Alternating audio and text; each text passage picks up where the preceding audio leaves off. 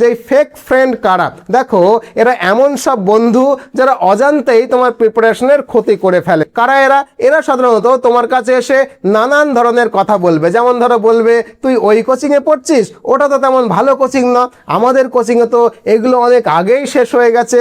অথবা বলবে, আমাদের এখানে তো MBBS লেভেলের পড়াশোনা চলছে। আবার হয়তো বলবে, আমাদের স্যার এতগুলো বই পড়াচ্ছে, এগুলো না করলে নাকি ভালো র্যাঙ্কই আসবে না, সিলেকশনই আসবে না।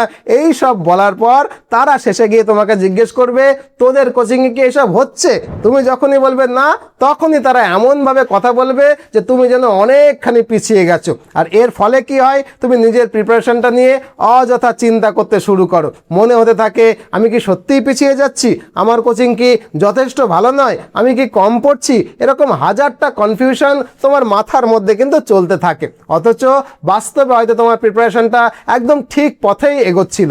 আসলে এই ধরনের বন্ধুরা নিজেরাই অনেক সময় কনফিউজড, ডিমোটিভেটেড এবং ইনসিকিউর থাকে। আর সেই নেগেটিভ মানসিকতাটাকে তারা ধীরে ধীরে তোমার মধ্যেও ছড়িয়ে দেয়। তাই নিট প্রিপারেশন চলাকালীন বন্ধু নির্বাচনে কিন্তু ভীষণ রকমের সতর্ক হও।